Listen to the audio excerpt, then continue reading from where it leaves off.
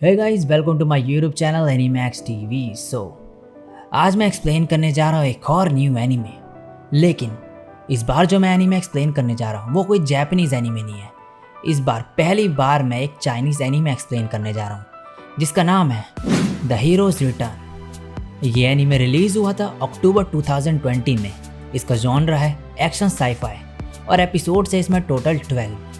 ये बहुत ही बढ़िया और कमाल का एनीमे है और मैं अपने चैनल पे भाई बढ़िया एनीमे एक्सप्लेन करता हूँ। वैसे अगर आपको वन पंच मैन एनीमे पसंद है देन आपको डेफिनेटली ये बहुत ही बढ़िया लगने वाला है। और मैं ऐसा क्यों बोल रहा हूँ वो आप आगे आपको पता चल जाएगा जब आप इस एनीमे को देखोगे।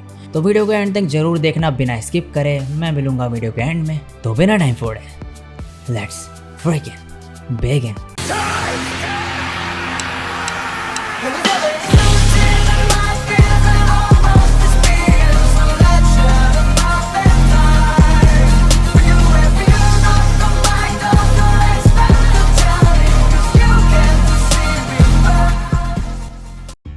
एपिसोड शुरू होता है और हमें बताया जाता है ईयर 2093 के बारे में, जब मॉन्स्टर्स ह्यूमन में अटैक कर रहे थे और क्राइम रेट बढ़ते ही जा रहा था।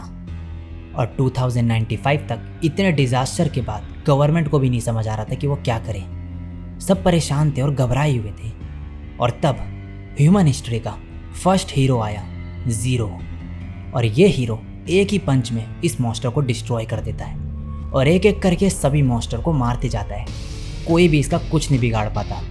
ये सभी को हरा के एक एक क्रिमिनल को भी पकड़ लेता है और मॉन्स्टर के किंग को भी डिफीट कर देता है। मॉन्स्टर और क्रिमिनल्स की इन्फॉर्मेशन रिवील कर देता है। ये वो ह्यूमैनिटी की लास्ट होप जैसे था। वही था जिसने ह्यूमंस को एनिमी से लड़ना सिखाया और सुपर हीरोज बढ़ते गए। और ईयर 2100 तक ग्लोबल क्राइम रेट काफ़ी कम हो गया और मॉन्स्टर की पॉपुलेशन कम हो गई और दुनिया में शांति धीरे धीरे वापस आ रही है। लेकिन फर्स्ट हीरो जीरो ईयर 1995 में गायब हो गया और तब से 5 साल हो चुके हैं। ये सब एक बड़ी सी टीवी स्क्रीन पर लोग देख रहे होते हैं और बताया जाता है कि जीरो की नई मूवी रिलीज़ हो रही है।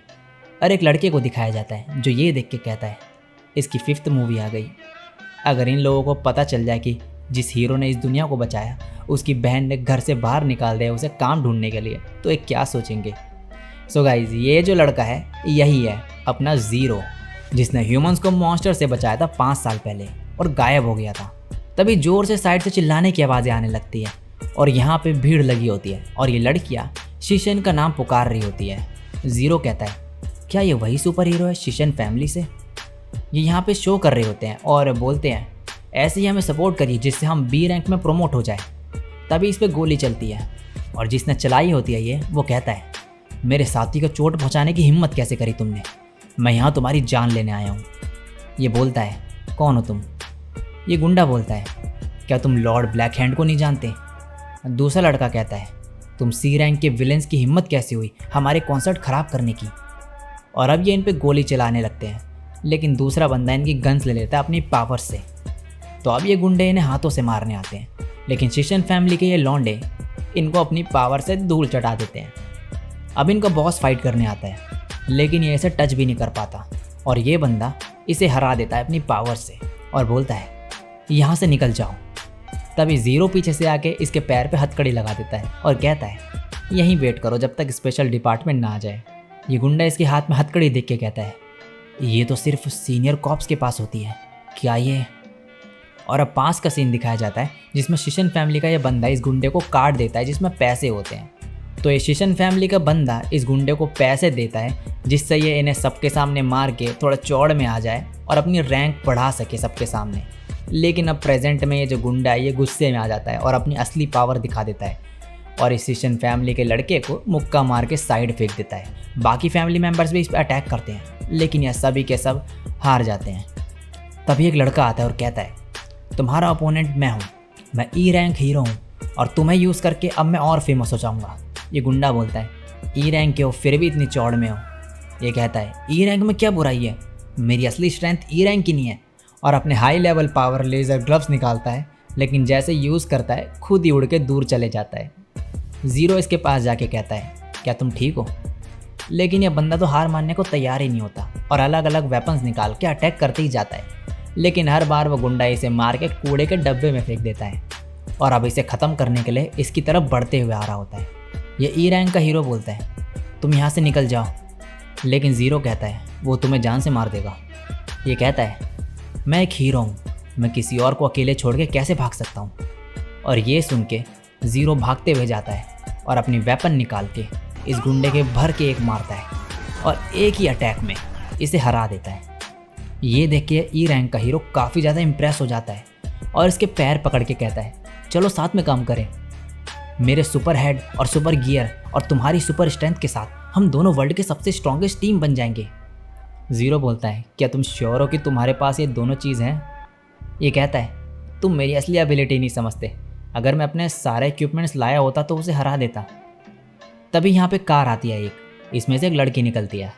ये आसपास का सीन देख के कहती है, यहाँ क्या चल रहा है? ये लड़का बोलता है, ये तो HCT की रैंक 3 की सुपर हीरो है, मिस हानडोंग मोनो, क्या मुझे एक ऑटोग्राफ मिल सकता है?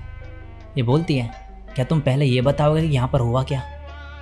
ये लड़का कहता है, मैं एक नया सुपर हीरो हूँ, रैंक E, जान चैन। मैं यहाँ से गुजर रहा था और क्रिमिनल्स को शिशिन फैमिली पे अटैक करते देखा, तो मैं यहाँ ब्लैक हैंड से लड़ने लगा और फाइनली मैंने और मेरे असिस्टेंट ने उसे हरा दिया मिलके। लेकिन ज़ीरो तो यहाँ से गायब हो चुका होता है। नेक्स्ट सीन में ज़ीरो अपने घर पहुँचता है। यहाँ पे इसकी बहन एक कंपनी के CEO पे चिल्ला रही होती है।